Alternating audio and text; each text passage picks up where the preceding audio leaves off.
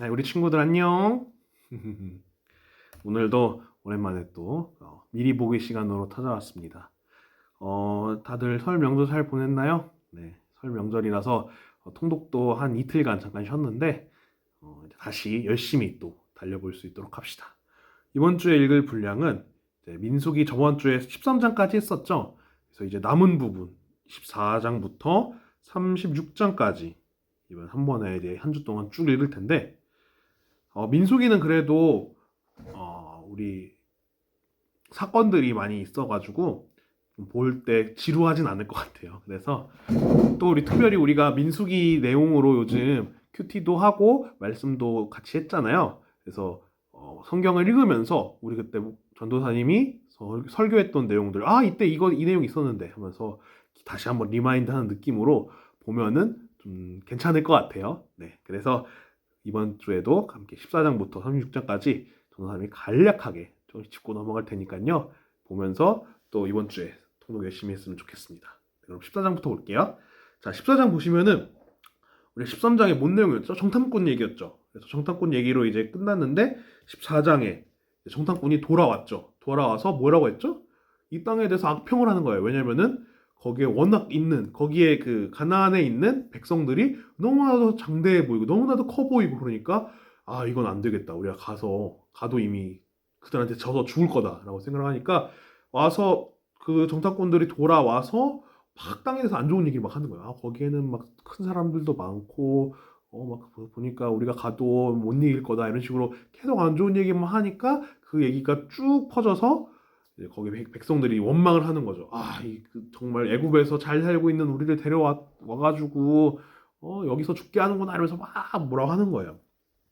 근데 거기서 딱 두 사람만 아니라 그랬죠. 누구였죠? 여호수아와 갈렙만 그 땅은 하나님께서 예비하신 땅이고 우리 가서 이길 수 있다, 차지할 수 있다. 그 얘기를 했죠.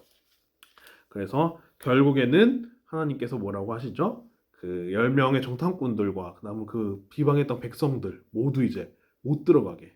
그래서 20세 이상으로는 결단코 가나안 땅에 들어가지 못하리라라고 말씀을 하시죠. 하지만 예외가 있었죠. 바로 여호수아 갈렙. 네, 그래서 여호수아는 우리가 잘 알듯이 이후에 모세를 이어서 가나안을 정복하는 데 지도자로서 역할을 하고요. 갈렙도 여호수아와 함께 이제 앞장서서 열심히 전쟁에 참여하는 그런 모습을 보여줍니다. 그래서 14장에서는 이제 정탐꾼 사건이 이제 어떻게 끝나게 되는지에 대한 얘기가 있고요.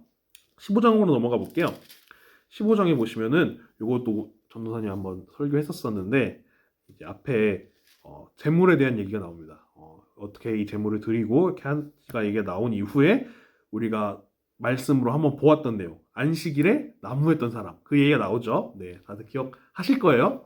그래서 안식일에 하나님께서 쉬라고 거룩한 날이니까 일을 하지 말라고 하셨는데 거기서 나무하는 사람이 나와서 말씀을 가벼이 여기고 나무를 하는 사람이 나왔기 때문에 그 사람을 백성들이 데리고 와서 이제 사형을 하는 그런 내용이 나오게 됩니다. 그래서 하나님께서 옷단에 다는 술을 보면서 만들라고 하셔서 여기에 있는 그 옷의 끝에 술을 달아서 이걸 보고 말씀을 기억해라 이렇게 하나님께서 명령하신 내용들이 15장에 있게 됩니다. 그리고 16장에 넘어가시면은 고라와 다단과 아비람이 반역을 합니다. 이거 큐티 때 아마 전도사님 한번 짚어준 것 같은데 고라와 다단과 아비람이 이제 레위 자손으로서 제사를 담당한 역할을 했어요. 이런 역할을 하다 보니까 나도 되게 중요한 일 하는데 나도 좀 지도자 할 수 있는 거 아니야? 이런 생각이 생긴 거예요. 교만해진 거죠. 그래서 하나님이 세우신 지도자인 모세를 무시하고 반역을 일으킨 거예요. 내가 지도자 해야겠다. 그런 식으로 반역을 일으키니까 하나님께서 그 고라와 다단과 아비람 그리고 거기에 함께했던 백성의 무리들을 땅이 갈라지면서 다 죽게 되는 그런 일이 벌어지게 됩니다. 그것이 16장에 이제 나오게 되고요. 그러다 보니까 17장에 넘어가시면은 하나님께서 이제 계속적으로 모세와 아론의 그 지도력에 대한 불만이 제기되니까 하나님께서 딱 못 박으시기 위해서 모세와 아론이 내가 택한 지도자이다라고 못 박으시기 위해서 이제 한 가지 시험을 하게 됩니다. 그 지파별 그 지도자들을 데리고 와서 거기에 지팡이들을 다 놓고 거기서 싹이 나는 지팡이의 주인이 이제 지도자의 역할을 감당하게 될 것이다. 이야기를 하게 되는데 거기서 아론의 지팡이, 여러 이렇게 지팡이가 있었겠죠. 12명의 지도자니까 여러 지도자가 있었는데 거기서 아론의 지팡이에만 싹이 나고, 여기 뭐라고 나오냐면은 아론의 지팡이에 움이 돋고 순이 나고 꽃이 피어서 살구 열매가 열렸더라. 사실 그러니까 여러분들, 지팡이라는 거는 살아있는 나무가 아니잖아요. 원래 이 살아있는 나무를 잘라서 이제 몸을 지지하기 위해서 만든 거기 때문에 이미 죽은 나무란 말이에요. 근데 거기에 뭐라고 나왔죠? 움이 돋고 순이 나고 꽃이 피었어요. 거기에다 더해서 열매까지 열린 거예요. 그러니까 이 엄청난 기적이 일어난 거죠. 하나님께서 아론을 택하신 자의, 아론이 택함 받은 제사장임을 이제 이 기적을 통해서 보이시게 됩니다. 그런 사건이 있고요. 18장으로 넘어가면은 이제 제사장과 레위인이 어떤 직무를 하는지, 그리고 레위인들이 어떻게 11조를 내어야 하는지, 이런 얘기들이 또 나오게 됩니다. 그리고 이후에 19장에는 또 비슷하게 이제 제사에 대한 얘기가 나오면서 시체를 만진 자는 어떻게 해야 된다. 우리가 예전에 레위기에서 봤었죠. 시체를 만지면 부정해지죠. 그래서 이 부정한 자가 어떻게 행동해야 되는지, 이런 얘기들이 또 나오게 됩니다. 그리고 20장에 가시면은 또 큰 사건이 생기게 됩니다. 뭐냐면은 느리바 사건이 등장을 하게 되는데요. 이게 뭐냐면은 백성들이 이제 막 광야가 여러분 잘 알듯이 사막이고 되게 덥고 막 이렇잖아요. 그러니까 물이 너무나 소중해요. 근데 물이 이제 다 떨어져 가니까 막 또 원망을 하는 거예요. 물 왜 없냐? 우리 또 죽겠다, 이런 식으로 얘기하니까 이제 하나님께서 모세를 통해서 반석을 치면은 물이 나오게 하셨어요. 근데 여기서 모세가 얼마나 스트레스 많이 받았겠어요. 그래서 하면 안 되는데 거기서 내가 이 돌을 쳐서 물을 나오게 하리라. 그러니까 하나님이 하신 건데 마치 모세가 하는 것처럼 얘기를 하면서 친 거예요. 물론 하나님께서 백성들을 위해서 물이 나오긴 하셨지만 원래 모세가 하나님께서 하셨다를 했어야 되는데 그렇게 하지 않고 자신을 높였기 때문에 그것에 대한 책임을 물어서 이제 모세와 아론이 가나안 땅에 들어갈 수 없을 것이다라고 얘기를 하십니다. 그래서 어제 설교 말씀처럼 이제 모세가 가나안 땅에 들어가지 못하고 산에 서서 바라보게만 된 것이죠. 그래서 그 중요한 사건, 큰 사건인 그 무리바 물 사건이 여기서 20장에서 나오게 됩니다. 그리고 20장에서 아론이 죽게 되죠. 아론이 죽게 되고요. 21장으로 넘어가시면은 또 우리가 말씀 때 보았던 게 나오죠. 노뱀 사건이 등장을 합니다. 여기서도 또 비슷해요. 항상 백성들이 이제 불만을 품고 모세에게 대항을 하니까 하나님께서 택하신 지도자에 대한 반항을 하는 이들을 하나님께서 처벌하시기 위해서 이번에는 뱀들을 보내시죠. 뱀에게 물린 사람들이 다 죽게 된 거예요. 그때 하나님께서 모세를 통해서 이 놋뱀을 바라봐라. 사실은 이제 불뱀을 놋으로 만든 거기 때문에 놋뱀이라 부르거든요. 그래서 불뱀을 놋으로 만들어서 장대에 세워서 그걸 바라본 자는 다 살게 될 것이다. 그래서 놋뱀을 장대에 만들어 세우고 그걸 바라보는 자마다 다 살게 됐죠. 그래서 그것이 나중에 이제 예수님을 예표하는 그런 상징으로 볼 수 있는 그런 내용이 나옵니다. 그래서 이거 설교 때 했었죠. 네, 기억할 거예요. 놋뱀 사건이 21장에 나오게 됩니다. 그리고 22장으로 넘어가시면은 그 전에 21장에서 설교 때 잠깐 앞에 얘기했었는데 모세와 백성들이 아랏 왕을 쳐서 무찌르잖아요. 그러니까 그런 소문들이 그 모세와 이스라엘 백성들이 여러 요단 동편, 그 아랏 왕도 그렇고 이제 요단 동편에 있는 아모리 족속들도 다 쳐서 이기고 이러니까 가나안 쪽에 소문이 다 퍼지는 거예요. 야, 얘네 이스라엘 백성들 오는 족족 승리하니까 좀 이것 좀 어떻게 해야 된다. 우리가 좀 위기에 처했다. 이런 식이 된 거예요. 그러다 보니까 이제 모압의 왕이 발락이라는 사람인데 이 발락이라는 사람이 발람을 부릅니다. 발람을 불러서 이 사람에게 이 이스라엘 백성들을 저주해 주십시오. 이렇게 하는 거예요. 이들이 너무 강해 보이니까 좀 저주를 해서 이들이 좀 이기지 못하게 해달라. 이렇게 된 거예요. 근데 하나님께서 발람에게 이스라엘 백성들을 저주하지 말라라고 말씀을 하신 거예요. 그러다 보니까 발람이 발락에게 사신들에게 나는 못하겠다. 하나님께서 하지 말라고 하는데 어떻게 하냐.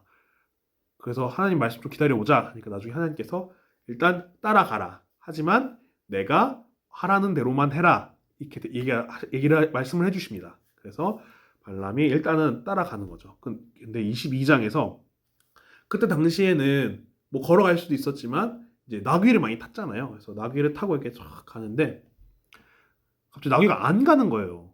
원래 뭐 따라서 주인 따라 가야 되는데 안 가는 거예요. 그러니까 발람이 안 가니까 화가 나잖아요. 그래서 계속 막 채찍으로 때린 거예요.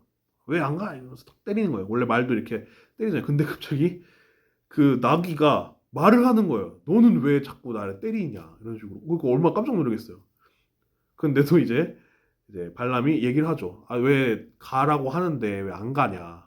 나귀에게. 근데 사실 나귀가 그냥 안 간 게 아니라 나귀가 하나님의 사람이 이렇게 앞에서 지킨 것을 보고 못 간 거예요. 안 간 것이 아니라.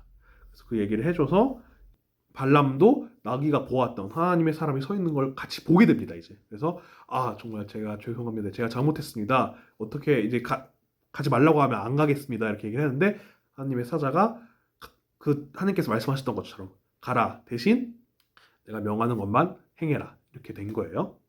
그래서 그 발락에게 가서 이제 발락은 저주를 해라라고 얘기를 하는데 자, 그래서 이제 23장으로 넘어가게 됩니다. 그래서 발람이 발락을 이제 발락에게 갖게 됐어요. 그래서 저주하라라고 하는데 발람이 그 하나님께 들었잖아요. 내가 하라는 대로만 해라. 얘기를 들었기 때문에 발람이 올라가서 저주가 아니라 축복을 하게 된 거예요. 네, 그래서 24장까지 축복을 하게 됩니다. 그러니까 발락이 아니 저주하라고 데려왔는데 이렇게 두 장에 걸치면서까지 세 번이나 축복을 하냐 이렇게 얘기를 하는 거예요. 그래서 이제 발람이 그때 하나님께서 내게 이렇게 얘기를 하셨다. 이렇게 이루어질 것이다라는 이런 얘기를 하고 이제 발람과 발락이 이제 각자의 갈 길로 가게 됩니다. 이렇게 해서 그 발람 사건이 이제 마무리되게 됩니다. 22장부터 24장까지 그 이야기가 진행이 되고요. 25장으로 넘어가시면은 이제 이스라엘에게 또 범죄 사건이 일어나게 됩니다. 당시 이스라엘이 시딤에 머물러 있었는데 거기서 이방 여자인 모압 여자들과 음행을 하게 된 거예요. 그러니까 이방 신들을 함께 여자들을 따라서 섬기고 이런 일들이 있게 되니까 하나님께서 그 백성들에게 진노를 하게 되시고 그 음행한 백성들을 죽이라라고 말씀을 하십니다. 근데 그 중에서 이스라엘 자손 중 한 사람이 그 미디안의 그 여자를 데리고 와서 또 음행한 일을 저지르는 거예요. 그러자 이제 제사장 아론의 손자인 엘르아살의 아들인 비느하스가 그걸 보고서 창을 들고 와서 창을 던집니다. 그래서 그 남자와 여자가 바로 이렇게 창에 맞고 이제 이렇게 뚫리게 되는 그런 일이 벌어지게 됩니다. 결국 이 살인이잖아요. 근데 이거를 하나님께서 명하신 거기 때문에 그들의 음행한 행동을 보고 참지 못해서 이를 저지른 것이기 때문에 하나님께서 그걸 기쁘게 보십니다. 그래서 이후에 하나님께서 이렇게 음행을 하게 한 미디안 백성들을 다 멸하라 이런 얘기를 하게 됩니다. 그래서 이후에 그 미디안을 치는 이야기가 등장을 하게 되고요. 그 26장으로 넘어가시면은 민수기 시작할 때 얘기했죠. 두 번의 인구조사가 있다고. 그래서 1장에 있고 그리고 두 번째 26장에서 있게 됩니다. 그래서 1장에서는 그 출애굽 1세대 그러니까 애굽에서부터 이제 가나안으로 향하는 길에 함께했던 이들이 1세대거든요. 그래서 그들이 이제 주로 명단에 들어갔다면 26장에서는 이제 출애굽 2세대.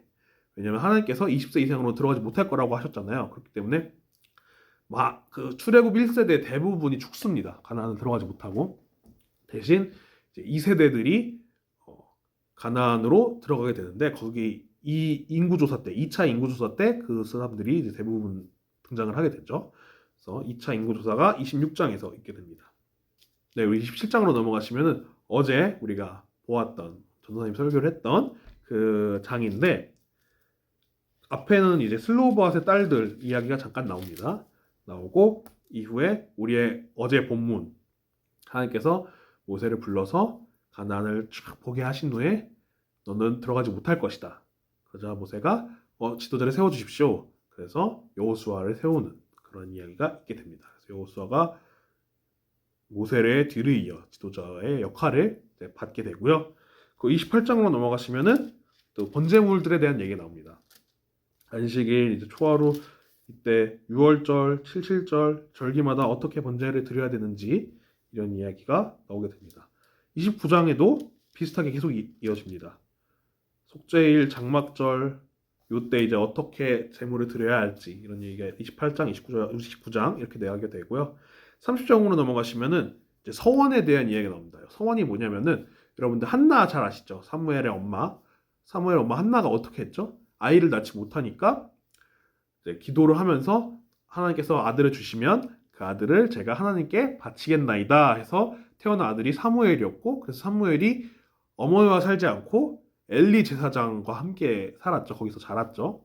이게 바로 서원입니다. 하나님께 나의 기도의 제목을 드리면서 내가 그러면 이것을 드리겠습니다. 하나님께 바치겠습니다.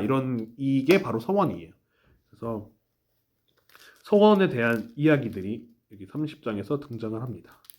여기서는 여자의 서원에 대한 이야기들, 서원을 어떻게 해야 할지 이런 얘기들이 등장을 하게 됩니다. 그리고 31장 넘어가시면은 아까 전에 25장에서 미디안을 멸하라고 하셨죠. 그래서 여기 31장에서 이제 미디안을 멸하게 됩니다. 미디안 다섯 왕들을 이제 쳐서 이스라엘 백성들이 무찌르는 그런 이야기가 나오고요. 그래서 이어서 그 전리품들을 어떻게 분배를 한다 이런 얘기들이 쭉 나오게 됩니다. 그게 31장의 내용이고요. 32장으로 넘어가시면은 이제 요단 동편을 이스라엘 백성들이 장악을 한 거예요.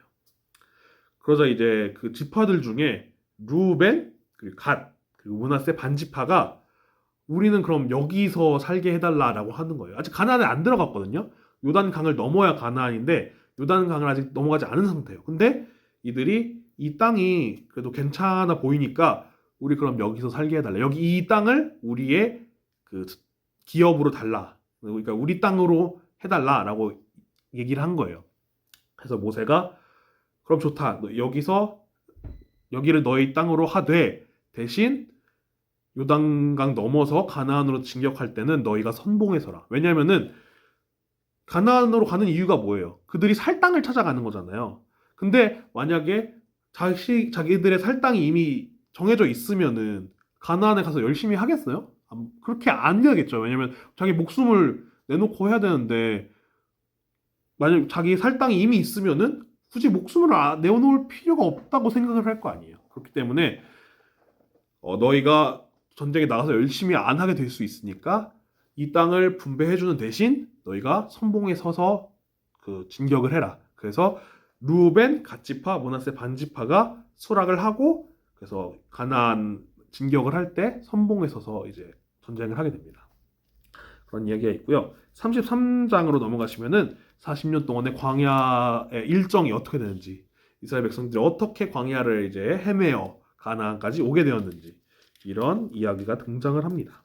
그리고 34장으로 넘어가면은 이제 가나안으로 나아갔을 때, 가나안을 하나님의 말씀대로 다 장악을 했을 때 어떻게 분배를 할지 이 땅의 경계에 대한 이야기가 나옵니다. 그래서 각 지파가 이렇게 나눠라 이런 이야기들이 등장을 하게 됩니다.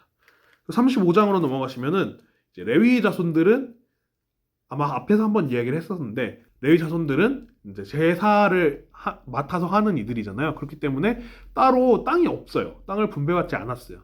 그렇기 때문에 그래도 살아야 되잖아요. 그들이 어딘가에서는. 그래서 이제 레위 지파에게 몇 개의 성을 이제 배당을 해주십니다. 그래서 레위 사람들에게 어떤 성읍을 주었는지 이런 이야기가 처음에 나오게 되고요. 그리고 뒤에는 도피성에 대한 이야기가 나옵니다. 도피성이 뭐냐면은 현재 우리가 사는 삶에서도 종종 이제 뉴스나 통해서 듣게 되는데 살인을 했는데 이게 내가 이 사람 죽여야지 하고 죽인 게 아니라 어떻게 하다 보니까 실수로 죽이는 경우들이 있잖아요. 살인을 하게 되는 경우. 그래서 이때도 그런 일들이 있었겠죠, 당연히. 그래서 실수로 다른 사람을 죽였을 경우 그 실수한 사람이 피할 수 있도록 해주는 것이 바로 도피성이었어요. 그래서 성경의 말대로 따르자면 부지 중에 살인한 자가 그 목숨을 구하기 위해서 이제 도피성으로 향하게 됩니다. 그래서 아무리 실수로 살인을 했더라도 살인은 살인이잖아요. 그렇기 때문에 살인을 한 것에 대한 처벌을 받아야 돼요. 그렇기 때문에 그냥 그 자리에 있으면은 살인죄로 처벌을 받게 되지만 도피성으로 가면은 도피성에 있는 동안은 그 죄에 대한 값을 받지 않는 거예요. 대신 이제 여기에 나오면 그 조건들이 있어요. 이제 제사장이 죽고 난 이후 이런 식으로 그 조건들이 있거든요. 그 조건을 충족하고 나면은 이제 도피성에서 나와서 이 죄에 대한 값을 물지 않고 살 수 있게 되는 거예요. 하나님께서 이런 다양한 그 상황에 대한 그 법들을 이렇게 마련하셨다는 것을 우리가 볼 수 있죠. 그래서 도피성들이 어디에 있는지, 지파별로 어디에 있는지를 이제 하나님께서 정해 주십니다. 그래서 그 내용이 도피성에 있고요. 이 26장, 35장에 있고요. 마지막 36장은 이제 우리가 앞에서 나왔던 슬로브앗의 딸들 이야기가 나오게 됩니다. 그래서 딸들에 대한 이야기를 하고서 이제 민수기가 마무리를 하게 됩니다. 그래서 민수기의 내용은 우리 처음에 얘기했듯이 광야에서라는 그 제목에 걸맞게 광야에서 이스라엘 백성들이 어떤 일들을 겪는지에 대한 이야기들이 이제 주로 등장을 하게 됩니다.